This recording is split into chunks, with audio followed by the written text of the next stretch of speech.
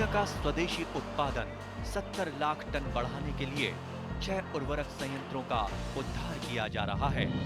FCIL के गोरखपुर, सिंदरी, तलचर और रामागुंडम संयंत्र, HFCL की बरौनी इकाई और BVFCL की नामरू फोर्थ। सोने पर सुहागा ये है कि देश में अब बनेगा सिर्फ नीम लेपित यूरिया, क्योंकि इससे होगा किसानों का फायदा ही फायदा। अनाज का उत्पादन 10% तक बढ़ेगा। बढ़ेगी 10 से 15% नाइट्रोजन क्षमता।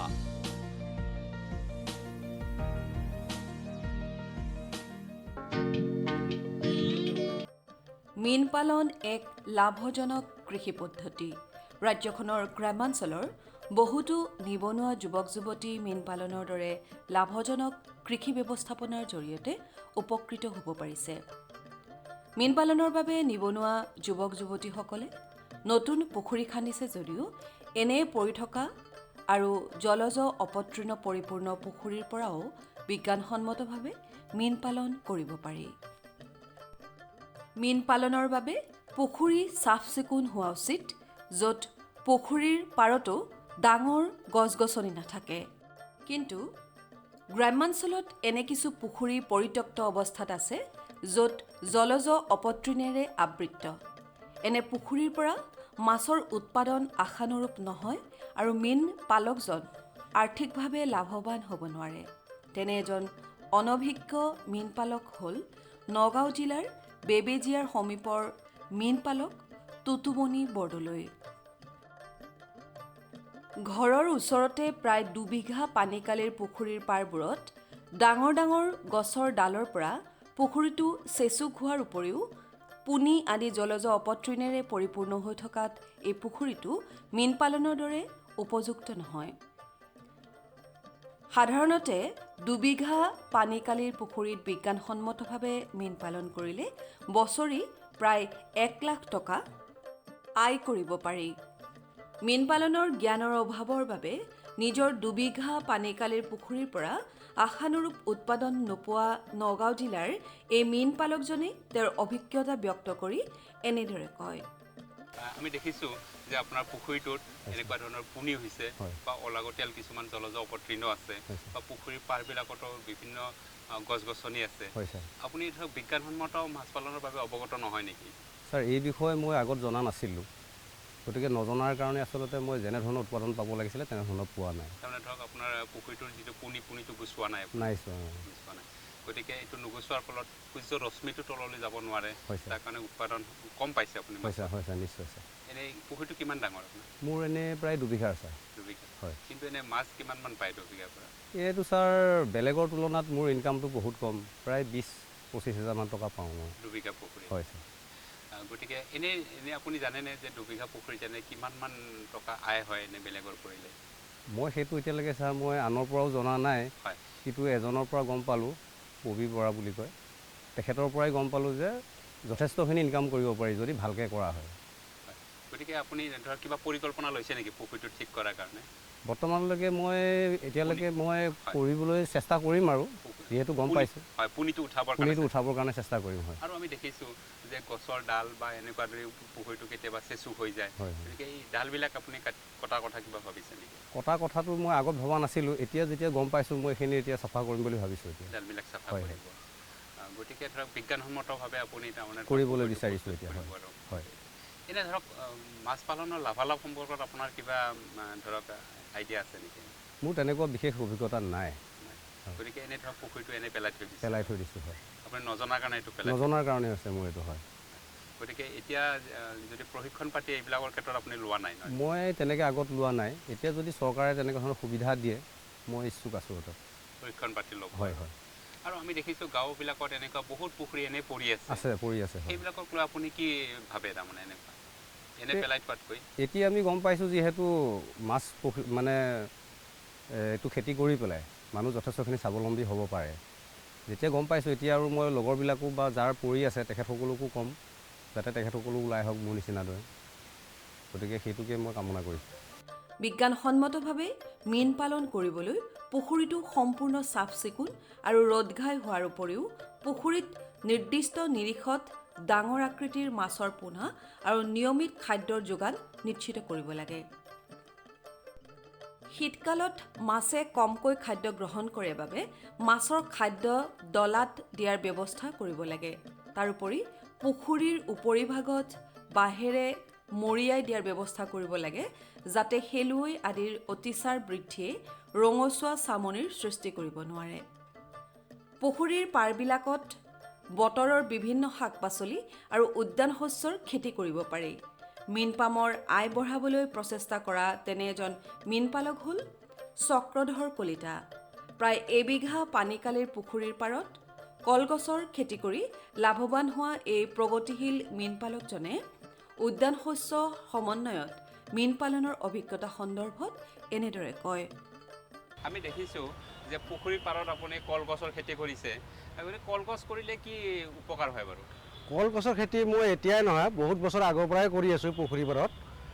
কলগছৰ পুখুৰী পাৰত যদি আমি কলগছৰ খেতিটো কৰিব পাৰোঁ, তেতিয়াহ'লে কলগছৰ পাতটো পুখুৰীৰ মানে গ্ৰাছ কাপ মাছৰ কাৰণে বহুত উপযোগী।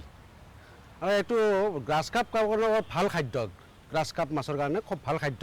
মানে পাতটো মই তাত ব্যৱহাৰ কৰোঁ, মাছৰ কাৰণে খাদ্য হিচাপত ব্যৱহাৰ কৰোঁ। আৰু পুখুৰীৰ পাৰত যিটো কলগছ ৰোৱা যায়, এই কলগছটোতো মানে বহুত সৌন্দৰ্য এটা পুখুৰীৰ এটা সৌন্দৰ্য আহে। আৰু ইয়াৰ শিপাবিলাকে মাটিটো খামুচি ৰাখে, মানে পুখুৰীৰ কাৰণে খুব উপযোগী কলগছটো। আৰু কলগছৰ যিবিলাক আমি কলগছ ইয়াত ৰুই আছোঁ, আমি যদি প্ৰটেকশ্যন লাগে কলপুলিৰ কাৰণে, প্ৰটেকশ্যনটো কৰাৰ কাৰণে আমি কলপুলিটো কম হেৰিতে ওপৰতে ৰুব লাগে। আৰু যদি কলটো আমাক বেছি ডাঙৰ হোৱাৰ কাৰণে লাগে, কলটো তেতিয়া আমি অলপ দ গাঁত খান্দি ৰুব লাগে। এই এটা মানে বহুত ডাঙৰ কথা এটা।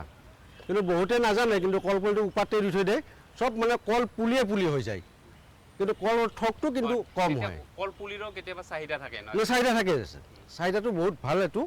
আৰু সেইকাৰণে তাৰ ওপৰতে ৰোৱাৰ কাৰণে হ'লে তাৰ চাহিদাটো খুব বহুত বাঢ়ি যায়। আৰু আমি দেখিছোঁ যে বছৰেকত এডাল কলৰ পৰা কিমানমান টকা পাব পাৰি বাৰু? মইতো বছৰত জাহাজী কলৰটো আগতে মই এক ঠক কলতে কলটো মই 800,000 এনেকৈ মই বিক্ৰী কৰিছিলোঁ আগতে। গতিকে অতিৰিক্তভাৱে সেইখিনিও পাব একদম উপযোগী এইখিনি।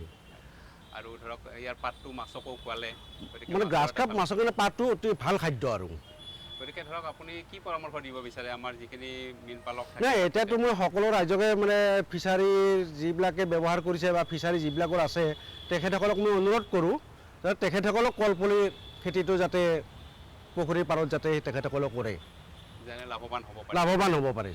আমি দেখিছোঁ আপুনি ভেন্দিও কৰিছে বা ভেন্দি, জলকীয়া এইবিলাক মই কৰি থাকোঁ। আৰু এইটোতো মানে বহুত মানে বহুত এটা মানে পুখুৰীৰ মানে মাছখনৰ ছায়াও পৰে অলপ, তাৰ ওচৰত মানে মাছবিলাকে আহে, আৰু খাদ্য চাবলৈও ভাল হয়। শীতকালত পানীৰ pH-ৰ পৰিমাণ অনুকূল পৰিসৰত ৰাখিবলৈ পুখুৰীত চূণ প্ৰয়োগ নিতান্ত প্ৰয়োজনীয়। চূণে পানীৰ আম্লিকতা হ্ৰাস কৰাৰ লগতে বেমাৰৰ বীজাণুও নাশ কৰে।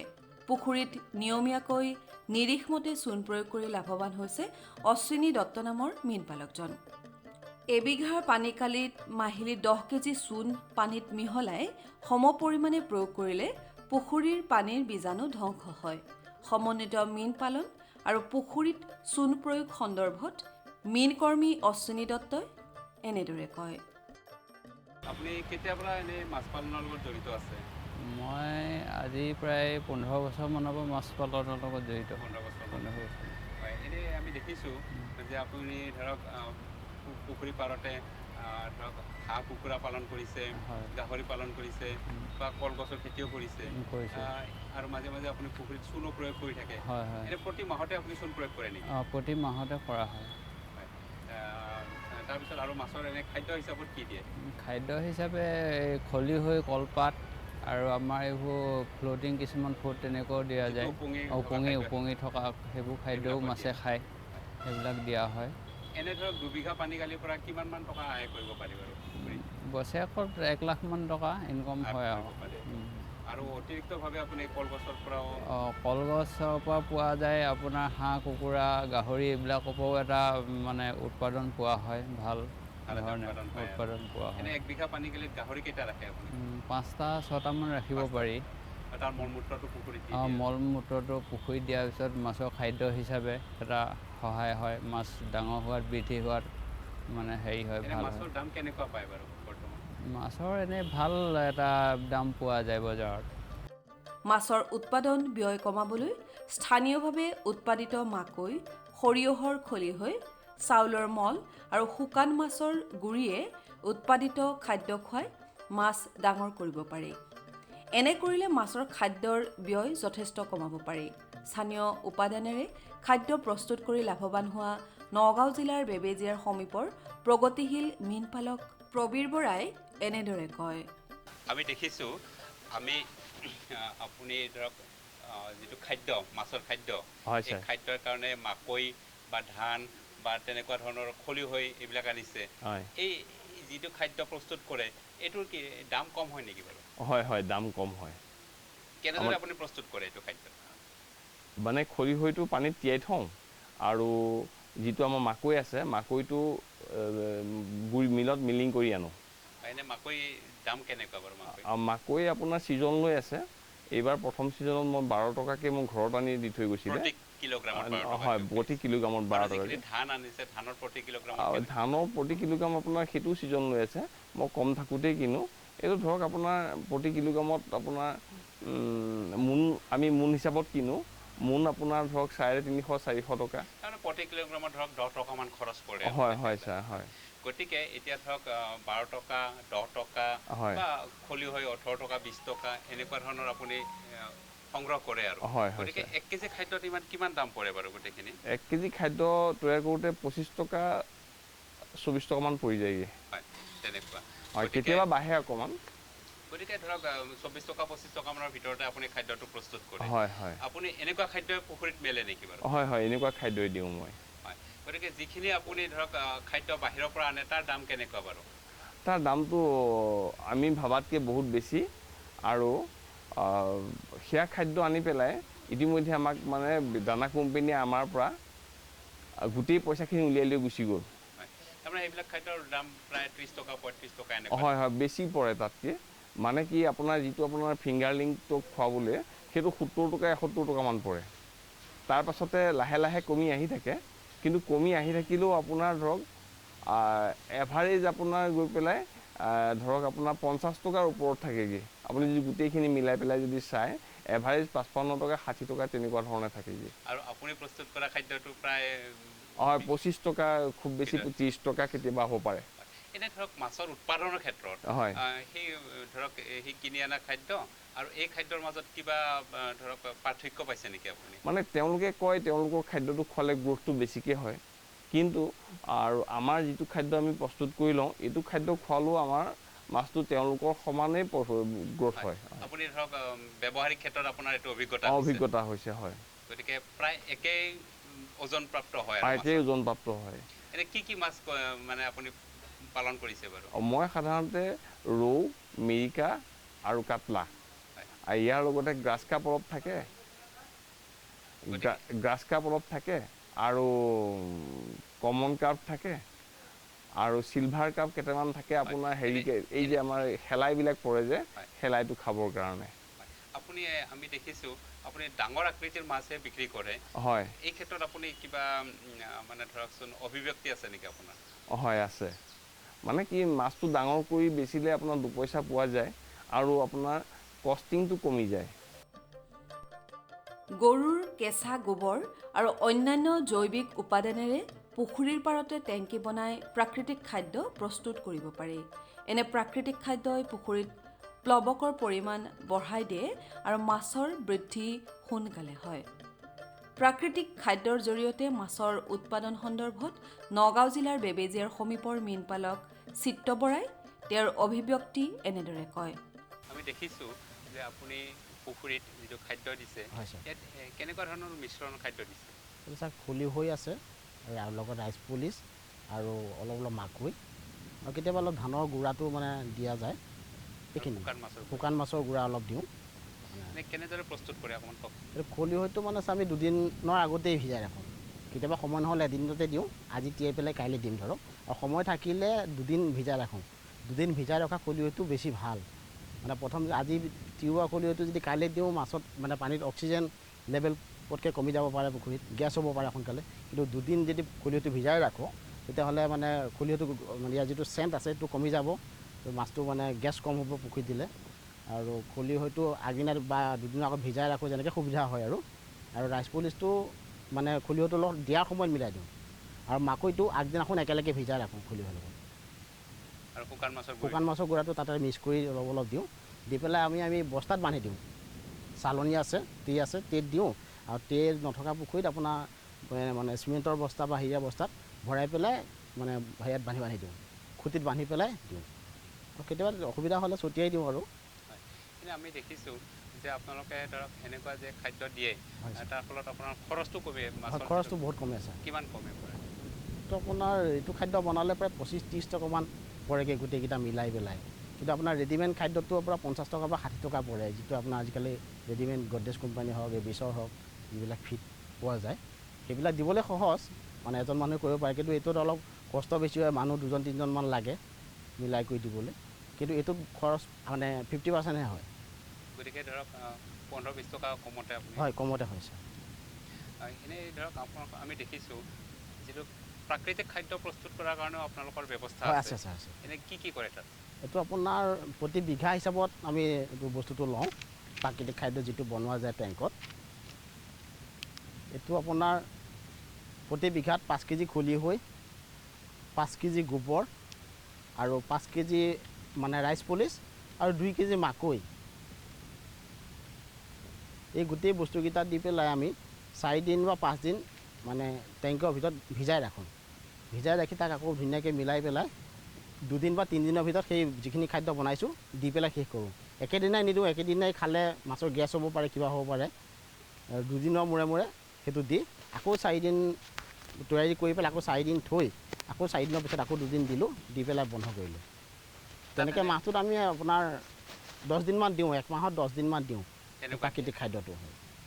মানে সপ্তাহত হ'লেও 2 দিন হ'লেও গেপ দিব লাগিব, নহ'লে বেছিকৈ খাদ্যটো মানে সেইটো খাদ্য দিলে এইটো খাদ্যতকৈ সেই খাদ্যটো বেছিকৈ খাই মাছে, আগ্ৰহটো বেছি সেইটোৰ প্ৰতি। এইটো খাদ্য দিয়াৰ পিছত মানে মাছে খাবলৈ নাহিবও পাৰে, কিন্তু সেই খাদ্যটো দিয়াৰ লগে লগে মাছ 5 মিনিটৰ ভিতৰত আপুনি দেখা শুনা পাব তাক মাছটো আহিব। গৰুৰ কেঁচা গোবৰটো? গৰুৰ কেঁচা গোবৰটো আপোনাৰ 10 কেজি বিঘা হিচাপত মাটি, আৰু যিমান মাটি আছে পানী আছে তাৰ ওপৰত বিঘাই প্ৰতি 10 কেজি গোবৰ, 5 কেজি খলিহৈ, 2 কেজি মাকৈ আৰু 5 কেজি ৰাইচ পলিচ, আৰু অলপ শুকান মাছৰ গুড়া থাকিলে দিওঁ আৰু। এনেদৰে ৰাজ্যৰ নিবনুৱা যুৱক যুৱতীসকলে মীন পালনৰ জৰিয়তে স্বনিয়োজন হ'বলৈ আগবাঢ়ি অহাটোৱে যথেষ্ট আশাৰ সঞ্চাৰ কঢ়িয়াই আনিছে। অদূৰ ভৱিষ্যতে ৰাজ্যখনৰ গ্ৰামাঞ্চলৰ মীন পালকসকল প্ৰযুক্তিৰে মীন পালনত আত্মনিয়োগ কৰিলে ৰাজ্যখন মাছ উৎপাদনত স্বাৱলম্বী হোৱাৰ লগতে ৰাজ্যখনৰ অৰ্থনৈতিক বুনিয়াদ টনকিয়াল হ'ব বুলি আশা কৰিব পাৰি।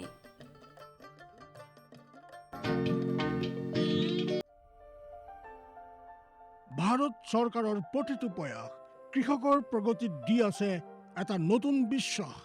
দেশৰ কৃষকসকলৰ প্ৰতি সমৰ্পিত ভাৰত চৰকাৰে বিশেষকৈ উত্তৰ পূৰ্বাঞ্চল আৰু আন্দামান নিকোবৰ দ্বীপপুঞ্জৰ কৃষি অঞ্চলৰ বিকাশৰ বাবে নতুন প্ৰগতিশীল পদক্ষেপ লৈছে, যাৰ দ্বাৰা কৃষকসকলে দ্ৰুত গতিত উন্নতি কৰি আছে। কৃষি অঞ্চলৰ বিকাশৰ গতি অব্যাহত ৰাখি মাননীয় প্ৰধানমন্ত্ৰী শ্ৰী নৰেন্দ্ৰ মোদী ডাঙৰীয়াৰ নেতৃত্বত ভাৰত চৰকাৰে এক দূৰদৰ্শী নিৰ্ণয় লৈ দেশত ৰাষ্ট্ৰীয় খাদ্য তেল মিছন অইল পামৰ আৰম্ভণি কৰিছে, যাৰ দ্বাৰা উত্তৰ পূৰ্বাঞ্চলৰ ৰাজ্যসমূহ আৰু আন্দামান নিকোবৰ দ্বীপপুঞ্জৰ কৃষকসকলৰ বিশেষ লাভ হ'ব। পুঁজিৰ বিনিয়োগত বৃদ্ধি পাব, খোৱা তেলৰ আমদানিৰ ওপৰত নিৰ্ভৰ কৰাটো কম হ'ব আৰু ৰোজগাৰৰ সুবিধা সৃষ্টি হ'ব। খোৱা তেলত আত্মনিৰ্ভৰশীলতাৰ বাবে এতিয়া ৰাষ্ট্ৰীয় খাদ্য তেল মিছন অইল পামৰ সংকল্প লোৱা হৈছে। নৰ্থ ইষ্ট আৰু আন্দামান নিকোবৰ দ্বীপপুঞ্জ এনেকুৱা অঞ্চল য'ত সহজে পামৰ খেতি কৰিব পৰা যায়, পাম অইলৰ উৎপাদন হ'ব পাৰে। এই মিছনৰ অধীনত অইল পামৰ অঞ্চল আৰু উৎপাদন বঢ়োৱাত জোৰ দিয়াৰ বাবে চৰকাৰে 11,000 কোটি টকাৰো অধিক সাহায্য ৰাশি নিৰ্ধাৰিত কৰিছে। মিছনৰ অধীনত চৰকাৰে অইল পামৰ খেতিৰ বাবে ৰোপণ আদিৰ সহায়ত বৃদ্ধি ঘটাই পূৰ্বতে পাবলগীয়া প্ৰতি হেক্টৰত 12,000 টকাৰ পৰা বঢ়াই প্ৰতি হেক্টৰত 29,000 টকা কৰি দিছে। পুলি ৰোপণ সামগ্ৰীৰ অভাৱ দূৰ কৰাৰ বাবে বীজৰ উৎপাদন কৰাৰ বাবে বাগিচাকো সাহায্য প্ৰদান কৰা হ'ব, যাৰ অধীনত প্ৰতি হেক্টৰ ক্ষেত্ৰফলৰ অইল পামৰ উদ্যানৰ বাবে 1 কোটি আৰু নাৰ্চাৰী বিকাশৰ বাবে 50 লাখ টকাৰ ব্যৱস্থা আছে। 30 বছৰীয়া পুৰণা বাগিচাৰ পুনৰুদ্ধাৰৰ বাবে প্ৰতি পুলিত 250 টকাৰ এককালীন অনুদান দিয়া হ'ব। উত্তৰ পূৰ্বাঞ্চল আৰু আন্দামানৰ বিশেষ সাহায্যৰ অধীনত তাৰ অঞ্চলৰ গাঁথনি, জলবায়ু আৰু অন্য পৰিস্থিতি অনুসৰি বিভিন্ন দিশত যেনে হাফ মুন টেৰেছত প্ৰতি হেক্টৰত 4,000 টকা, জেওৰা, বায়োফেন্সিং তথা লেণ্ড ক্লিয়াৰেন্সৰ বাবে প্ৰতি হেক্টৰত 7,000 টকা আৰু একত্ৰিত খেতিৰ বাবে প্ৰতি হেক্টৰত 10,000 টকাৰ ব্যৱস্থা আছে। প্ৰাৰম্ভিক 4 বছৰৰ সময়ত ৰক্ষণাবেক্ষণ আৰু অন্তৰ্ফচলৰ বাবে প্ৰতি হেক্টৰত 50,000 টকাৰ ব্যৱস্থা আছে। কৃষকৰ বাবে ৰোজগাৰৰ সুবিধা সৃষ্টি কৰা আৰু উদ্যোগসমূহক উদগনি জনোৱাৰ বাবে 5 মেট্ৰিক টন প্ৰতি ঘণ্টা ক্ষমতাযুক্ত নতুন পাম অইল মিছনৰ প্ৰতি গোটৰ বাবে 5 কোটি টকালৈকে অনুদানৰ ব্যৱস্থা আছে আৰু ক্ষমতাত বৃদ্ধি পালে অতিৰিক্ত ধনৰাশিৰো বিকল্প আছে। আমাৰ দৰে কৃষকৰ অইল পাম মিছনৰ পৰা বহুত আশা আছে। আমাৰ লাগিছে এই যোজনা আমাৰ বাবে লাভজনক হ'ব আৰু ইয়াৰ দ্বাৰা আমাৰ উপাৰ্জনো বাঢ়িব। অইল পামৰ কৃষকসকলে সতেজ ফলৰ থোক অৰ্থাৎ FFB উৎপাদন কৰে, যাৰ বৰ্তমান মূল্য আন্তঃৰাষ্ট্ৰীয় মূল্যত হোৱা উঠানামাৰ আধাৰত নিৰ্ণয় লোৱা হয়। প্ৰথমবাৰ কেন্দ্ৰীয় চৰকাৰে সতেজ ফলৰ থোকৰ মূল্যৰ বাবে কৃষকসকলক আশ্বাস দিছে। ইয়াক প্ৰকৃত মূল্য বা BP বুলি ক'ব পাৰি, অৰ্থাৎ কৃষকসকলৰ কোনো লোকচান হ'বলৈ দিয়া নহ'ব। এই ব্যৱস্থাৰ দ্বাৰা কৃষকসকলৰ বজাৰৰ মূল্য উঠানমাৰ পৰা সংৰক্ষণ প্ৰাপ্ত হ'ব। প্ৰকৃত মূল্য BP নিৰ্ধাৰণ কৰাৰ আৰম্ভণি 1 নৱেম্বৰৰ পৰা হ'ব আৰু অহা বৰ্ষৰ 31 অক্টোবৰলৈকে অব্যাহত থাকিব। ইয়াক অইল পাম বৰ্ষ বুলি কোৱা হ'ব। ইয়াৰ দ্বাৰা উত্তৰ পূৰ্বাঞ্চলৰ ৰাজ্যসমূহ আৰু আন্দামান নিকোবৰ দ্বীপপুঞ্জত খেতি বৰ ভাল হ'ব আৰু কৃষকসকলে আনন্দৰ হাঁহি মৰাৰ এটা নতুন কাৰণ পাব। किसान भाइयों गांठ बांध लो, गांठ बांध लो, बहुत बहुत है काम की, समृद्धि के पैगाम की। मिट्टी के मिजाज को समझो, मिट्टी के हर राज को समझो, मिट्टी की तुम जांच कराओ, मुफ्त सॉइल हेल्थ कार्ड ले जाओ। कभी मुनासिब बीज लगाओ, सही किस्म की खाद ले आओ, जितनी जरूरी उतनी डालो, सही मात्रा खुद पहचानो, इसको अपना मंत्र बना लो, मिट्टी की सेहत तो जानो। बात बहुत है काम की, कम लागत अधिक वरदान की, किसान भाइयों गांठ बांध लो। आज ही मिट्टी की जांच कराएं, राज्य सरकार के कृषि अधिकारी से संपर्क करें और मुफ्त में सॉइल हेल्थ कार्ड पाएं। कृषि और किसान कल्याण मंत्रालय द्वारा किसान हित में কৃষকসকলৰ বিভিন্ন সমস্যাৰ সমাধানৰ লগতে শেহতীয়া প্ৰযুক্তি আৰু প্ৰয়োজনীয় আনুষংগিক দিশৰ বিষয়ে জানিবৰ বাবে চাবলৈ নাপাহৰিব কৃষি দৰ্শন। প্ৰচাৰিত হয় প্ৰতি সোমবাৰৰ পৰা শুকুৰবাৰলৈ সন্ধিয়া 5:30 বজাৰ পৰা 6 বজালৈ।